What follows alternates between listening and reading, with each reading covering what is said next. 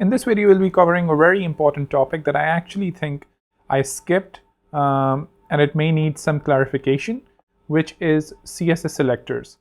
So I've already talked about some basic CSS, but I haven't really talked about how do you go about selecting some CSS elements to begin with. So let's go ahead and figure that out. So as you can see, I have a h1 here. Let me just type a paragraph. This is a paragraph. Also, let me just add it within a div called div class content, and let's just close it here. So we have an h1 tag here. We have a paragraph here. Let me just give the content some padding here as well. So here we have this. Let me just zoom in. So here we have the CSS selectors heading, which is the h1 that's written here, and then we have a div, and then we have a paragraph here. So what are different ways of actually targeting that? So for starters, you just need to know about like some basic things. For example, if I wanted to target a class here, so if I actually go ahead and let's say add it here, so we have our in CSS, let me just move the CSS file here and actually move the index file here, and let me just close the sidebar altogether. So we have the h1 here. Now if I, for example, wanted to target a tag, which is the HTML tag, so if you wanted to target a tag that's written right after the bracket or the less than sign, you can actually just write this particular tag, like these red ones are tags. So I can actually go ahead and target that, and I can say the color for this is gonna be I'm just going to give it some random color, AB39 whatever, and then yeah, something like this. So here, as you can see, I've targeted the h1. Similarly, you can actually target the body tag, as you can see here, which you can give it a background of, let's say, gray or probably Gainsborough or whatever it is. So as you can see, you've targeted that as well. Let me just go ahead and remove that, and let's just keep the color for the heading. Now let's say that's one thing. That's how you go about like targeting some of the tags that are already created. If you wanted to target, let's say, a class, the class is what you see here. So for example, the class is this one, the class is this one, and the class is this one. Now let's say if I wanted to target the content and I wanted to give it a background of, let's say, I don't know, green or light green or something. So as you can see, I've targeted that, and now it's light green. So I've targeted this class here, and it's being applied here. Let me just go ahead and remove that because I don't really want it. So that's how you actually target a class. Now let's say you actually had a paragraph within this class. How do you go about targeting that? Well, in order to target a paragraph within a class, you would go about you would go about this way. You would write the element that comes first, and then if you want to target its children, you have to give a space in between them, and you have to write the particular thing that you want to target. So I want to target this. I can say I want to give it a font size of, let's say, 24. And as you can see, the font size has increased. So that's one way. I can also similarly target, for example, I don't have to write a class and then target the element within it. I can also do that with the tags basically, or anything else for that matter. You can do it with tags, you can do it with class, so on and so forth. So now let's say if you wanted to target the paragraph here, you can just give it an ID, or if you wanted to target an ID, you can give it an ID of, let's say, blue, and then you can go here in your CSS and you can type to actually target an ID, you use the hash key, and you can just say blue, and then you can say color blue, or whatever it is, whatever style you actually want to add here. And let me just save it and then refresh it. So as you can see, it works there as well. Similarly, for example, if you wanted to target, let me just go ahead and give it a paragraph here as well, new paragraph, and let's say, and then you also have a div with the same, let's say, class blue, and then this is not blue. And let's just go ahead and change this ID to a class. Now let's say if you wanted to target all the paragraphs that have the class blue and give them the color blue, you can actually do that by saying P, and then you can say if the P has a blue class. So remember when you actually targeted the children by giving a space and then saying, let's say, dot blue, so that this particular rule is actually going to target a paragraph that's going to have an element that has a class blue inside of it. This, however, as you hover over it, is actually going to target a paragraph that has the class blue applied to it.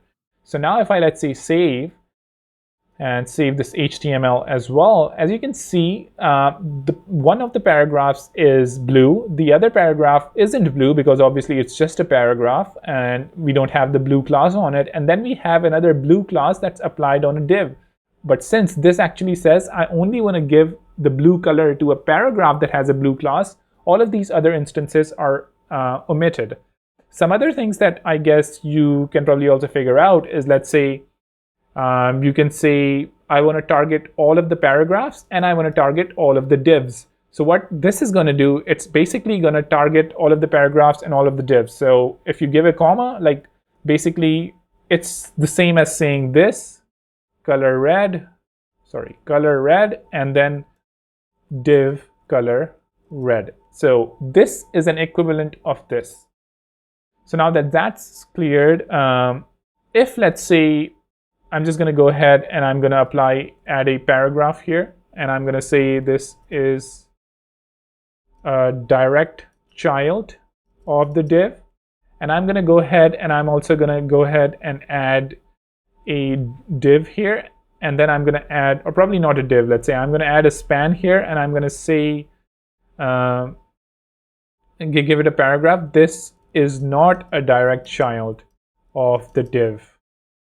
So let's just go ahead and remove all of these things and save it. So we have this is not blue. Let's just go ahead and remove that, save it. So we have this is not blue. Let's just also remove this. This is not blue as well.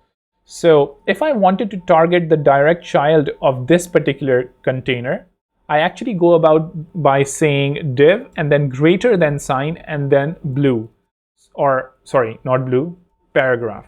So what's this going to do? It's actually going to say, hey, look at the first child or my immediate child and give it this particular style. So I'm going to say color blue, and I think I should probably just copy the color blue style because I keep on giving it. But now as you can see, this paragraph is being targeted because this is a direct descendant of this particular thing, this div. This, however, is also a child of this div, but it's not a direct child. It's perhaps a grandchild or something. So this particular rule is only going to target, let's say, things that are direct children of this particular element. And obviously you can give the color blue here as well because we already have a class applied here, and I'm going to save it and you're going to see the same result. What else? I'm going to go ahead and I'm going to give a new paragraph here. I'm going to say this paragraph comes after a span. And I'm going to go ahead and I'm going to give a span here. I'm going to say this is a span. So we have a, sorry, let me just save this. So we have this is a span, this paragraph, so on and so forth. Let me just remove it. Now, for example, if I actually wanted to target an element that comes after a particular element, I can actually do that by saying span plus, and then I can give it a paragraph. So what this is going to do, it's going to say, if there's a paragraph after this span, give it a particular style. I'm going to go ahead and I'm going to give it my color blue again and save it. And as you can see, we have the paragraph that's coming after a span being colored blue. Obviously, this thing, this paragraph is actually inside the span, but it's not being targeted. For example, if I wanted to target an element that's inside the span, I can basically just do this and say color gold or something. So as you can see, that style is being applied. Let me just go ahead and remove that. What other things that I think are valuable here? Well, we have a lot of other, for example, states, as you can see.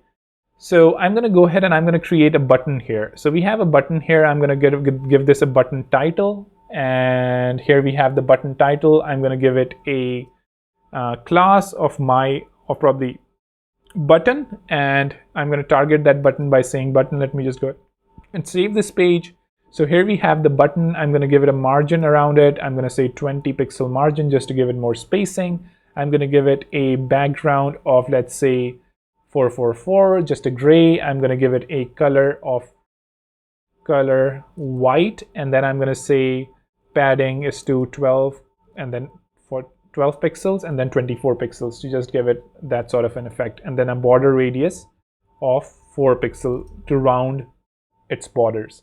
So here you can see we have a button. Now, for example, if I actually wanted to change this button's background on, let's say, when I'm hovering over it, when I take my mouse over it, I actually do that by saying button hover, and then I say basically background color is going to be, or I don't know, green or something.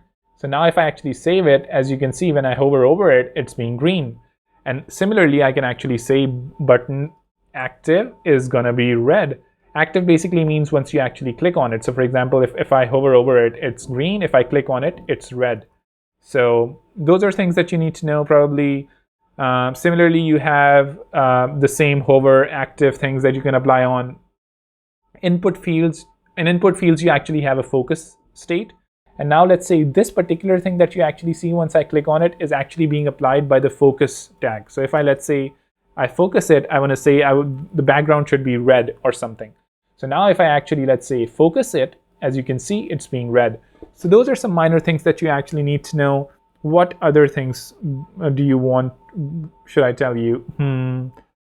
I guess another thing would be, so let's say, I'm just going to go ahead and remove all of these things here. I'm going to say we have a paragraph, first child, and then let's go ahead and say second child, third child, fourth child, and then last child. So for example, I have some paragraphs within a div. I can basically target the first child of this div by saying the first child within this div by saying div and then paragraph, and I can say first minus child. So what this is going to do, it's basically going to say target the first child, the first paragraph child that exists within the div container. So I can say color, and then I can say red. And as you can see, the first child is now red. Similarly, I can do a last child, and that's going to target the last child here. I can say green, and as you can see, we have the green color for the last child. Similarly, I can say, if let's say I wanted to target the second child, I can actually just copy this again, and we don't have the second, third, fourth, 15, or whatever. We actually now target some of the other elements by saying nth minus child, and then I can give a number. So for example, if I actually say 2, it's going to target the second child, and I can give this a blue, just so you can see it. Similarly, if I wanted to target the fourth one, I can say 4, and it's going to target the fourth child. I'm going to go ahead and remove these things. I'm going to add one more child. I'm going to say fifth child. And now I can actually perform some other type of calculations as well. I can actually say, even, and as you can see, it's going to target the even elements. If I say odd, it's going to target odd elements. What else? I think like this is probably going to be sufficient for now. I definitely don't want to make this video extremely long. I think this should hopefully be helpful for you. And I think like these are just some of the things that we use. Obviously, there are going to be some other things that we use, which I'm going to be definitely covering in some of my actual practice videos in which we're creating websites together. But I think that should be it for now. Do subscribe, do hit the bell icon, and do let me know if you need anything else. But other than that, I'll see you in the next video. Take care.